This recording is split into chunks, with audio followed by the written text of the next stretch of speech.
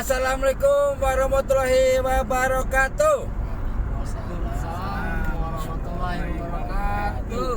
Nah ini ketemu apa ya, pekerja proyek ya, Ya, pemborong apa ini? borong lah. Nah, borong ya, keren kalau udah pemborong. Pokoknya terima kasih. Hari ini udah diizinin ngevlog. Pokoknya saksikan aja di channel YouTube di Guyonan Joyon. Di TikTok juga sama. Nanti saya akan upload di Facebook. Nah inilah bedanya antara tukang di Indonesia sama di tukang di luar negeri, ya kan? Inilah yang apa ya, yang bikin apa ya, merasa berkecil hati tukang-tukang di Indonesia. Sejago apapun tukang di Indonesia itu kalau nggak punya lisensi, kalau dia kerja di luar negeri nggak dihargain. Karena kalau di luar negeri itu lisensinya, contohnya gini, kalau tukang batu dia harus sekolah dulu tukang batu sampai benar-benar bagus, sampai benar-benar lurus, baru nanti dapat nilai, dapat lisensi. Nanti kalau masang keramik juga sama, dia harus sekolah dulu. Kalau benar-benar belum lurus harus ulang lagi sampai benar-benar masang keramiknya rapi. Sama melester juga, nembok juga, tukang apa aja di luar negeri harus punya lisensi. Maupun tukang kayu tuh harus ada lisensinya.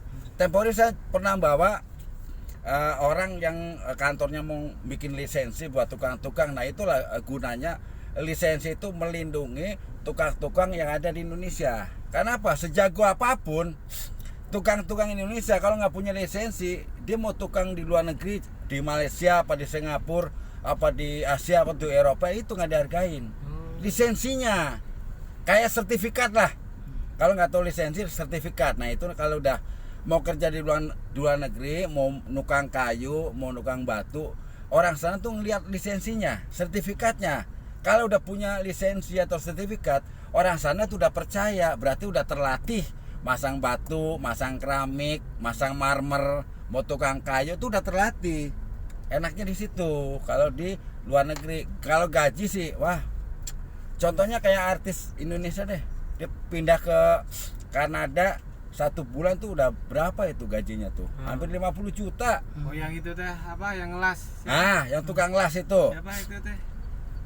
Yang suami istri itu yang Ya, artis. suami istri. Cindy Patikasari. Hah? Cindy Patikasari. Nah itu suaminya siapa namanya? Tengkurian. Siapa namanya? Itu aja. Tengku Firmansyah kalau nggak salah ya. Firmansyah. Tengku Firmansyah. Kenapa? Dia sebelum berangkat ke Kanada, dia sekolah dulu, kursus ngelas apa segala macam, sampai dapat lisensi, dapat sertifikat. Di sana diakui, ya kan? Daripada di Indonesia, namanya artis kan pasang surut. Kalau bintangnya lagi terang, cetar membahana, oke lah, ngumpulin duit. Tapi kalau artis-artis nggak bisa memanage waktu apa memanage duit, banyak artis-artis yang masa tuanya itu kasihan hidupnya, Iya. bener nggak? Nah itu makanya dia mutusin pindah ke Kanada jadi tukang las. Karena apa? Di sana itu lisensinya, sertifikat yang dihargain. Orang sana tuh kalau udah ngeliat lisensi, sertifikat, itu udah nggak ragu lagi. Tinggal nego harga, masalah gimana, ya kan? Di sana harian aja udah terjamin kerjanya. Nah, contohnya kayak gitulah. Itulah antara perbedaan tukang di Indonesia sama di luar negeri. Itu aja. Nah, ini ngomong-ngomong mau bikin proyek apa ini? Perumahan, Pak. Perumahan. Nah, perumahannya di daerah mana ini? Ya, Cibinong. Cipinong. Nah, sebenarnya nggak masalah sih. Makanya apa ya? Kalau seandainya kalau tukang di Indonesia kan dari kenek dulu ya. Iya. Dari kenek, kalau udah bisa sambil belajar, udah jadi tukang, nanti kan kesananya kan jadi tukang. Kalau tukang gajinya beda. Iya. Nah itu makanya sebisa mungkin carilah tempat yang bisa bikin lisensi atau sertifikat.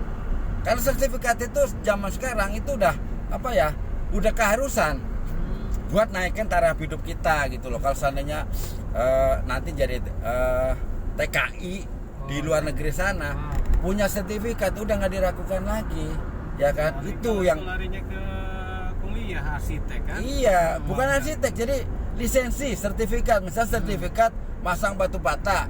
Kalau belum lurus, belum rapi, dia ulang lagi sampai benar-benar rapi baru dapat nilai. Iya. Nilai sempurna, udah lulus, dapat sertifikat pasang batu. Nanti mau masang keramik, dia harus belajar dulu. Di sana ada prakteknya. Di luar negeri ada sekolahnya. Iya. Nah, di Indonesia ini ada nggak sekolahnya yang memang melindungi para pekerja-pekerja proyek? Ada wadahnya, nanti dikeluarilah sertifikat itu atau lisensi buat mendongkrak atau meningkatkan taraf hidup pekerja proyek. Itulah yang pemerintah belum mungkin ya belum melirik pekerja-pekerja istilahnya migran atau pekerja-pekerja proyek. Nah, itu. Ayo buat masukan di channel YouTube saya. Apa kendalanya pekerja proyek di Indonesia? Ayo. Kasih masukannya. Ya apa dulu? Terserah bebas. Mau ngasih masukan apa? Masalah kesejahteraan kurang, apa gaji kurang, apa gimana, lemburnya gimana? Kalau Apa di ada kita kebanyakan nih keluhan Nah. orang-orang yang di bangunan itu masalahnya dari pemborong. Di pemborong. Banyak Nah, yang kabur. banyak kabur. Pemborong itu mungkin nggak ini ya, apa namanya, nggak konsisten atau ngelindungin hak-hak kuli-kulinya yang di bawah Jadi dia. misalnya kerja sebulan nih, Ya, banyaklah di tempat-tempat kampung saya yang pada ngadu.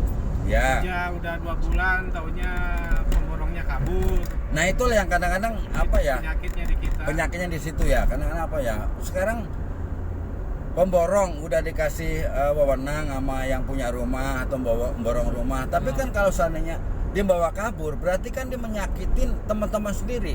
Iya. Memakan keringat teman-teman sendiri itu kan nggak bakal berkah juga. Orang kayak gitu nggak bakal berkah. Iya. Mau hidup kayak pun nggak bakal berkah. Karena apa ya? Keringat bercucuran, udah panas, hujan. Pekerja proyek tuh berat loh, sampai tega bawa kabur gaji teman-teman sendiri atau kuli bangunan itu udah dosa banget itu. Nanti tanggung aja akibatnya gitu aja. Bayangin aja ditunggu-tunggu sama keluarganya, anak istrinya kan. Nah, itu aja. Ya sekarang ini Bayang. pekerja proyek diambil duitnya. Tapi kalau seandainya dia itu tega gitu ya. Yang di belakangnya pekerja proyek kan ada anak istri, ya kan? Anaknya nanti walaupun dia belum bisa ngomong, nanti kalau kontak batin sama yang Maha Kuasa gimana? Dia berdoa. Orang kalau dizolimi itu doanya dijabah loh. Nah, ini buat para mandor, tolong ya punya hati, punya rasa empati lah buat sesama teman kuli bangunan. Janganlah bawa kabur dari duit nggak seberapa tapi nggak berkah buat keluarganya. Hidupnya nggak tenang. Walaupun bawa kabur ratusan juta, merasa diuber-uber, nggak bakal tenang hidupnya. Mau tidur juga nggak bakal tenang. Mohonlah namanya sesama proyek, namanya kita kerja bareng, capek bareng. Ya kalau sana hak-haknya karyawan, hak-haknya kulit diberikan. Itu benar nggak? Apalagi, ayo. Ingat dari pagi sampai sore. Nah itu ya, dari pagi sampai sore, ya kan. Kadang-kadang makan ngutang di warung, gajinya mingguan, berharap nanti gajinya seminggu sekali buat ngirimin anak istri di kampung. Tega dimakan itu udah bener-bener dah nggak bakal berkah, bener nggak bakal berkah. Namanya ngambil duit bukan haknya, udah nggak bakal tenang hidupnya. Ayo apalagi? Mumpung di channel YouTube saya nih. Menurut saya sih ada betulnya juga membuat sertifikat di dalam negara. Nah itulah yang kadang-kadang juga ada tukang yang abal-abal, Pak. betul lah ya kan, tukang abal-abal sekedar tukang-tukang, nanti ujung-ujungnya dikasih kerjanya nggak bener, menjelekkan nama tukang. Menjelekkan nama tukang ya kan. Nah itu jangan nama tukang jadi jelek, bener nggak? Nah itu ayo apalagi sekedar masukkan aja. Ini kan mumpung di channel YouTube saya bebas ngomong. Ini kan kalau nanti ditonton sesama pekerja proyek itu kan nanti ada gunanya. Minimal saya bikin video tuh ada edukasinya, ada isinya. Mudah-mudahan sampailah buat pemborong, ya kan, buat mandor. Jangan lagi sampai makan duit bukan haknya. Ayo apalagi? Ayo apa lagi? Gaji Pak, gaji. Ya gaji, kalau gaji kan Karena relatif lah, standarnya dari pekerja proyek ya. Nah ini sebelum channel ini saya tutup, satu kata buat hari ini yang depan dulu nih, si bapaknya yang diem aja nih dari tadi. Satu kata buat pekerja proyek, satu kata aja. Ungkapan rasa senang boleh, rasa syukur boleh, rasa kecewa, ya kan? Mau nangis juga boleh. Enggak. Ayo, Kita mah apa? bersyukur aja. Apalagi? Ya maksudnya bersyukur teh udah dikasih apa? Kerjaan.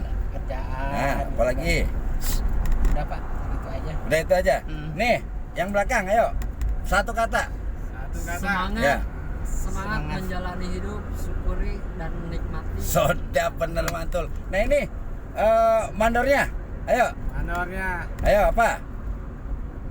Satu kata. Yakin buat nafkahin istri dan keluarga. Gitu. Soda bener nih saya buat hari ini karena ini temanya pekerja proyek. Ini satu kata dari saya, ya kan? Daripada mengukur rezeki orang, lebih baik bersyukur rezeki diri sendiri.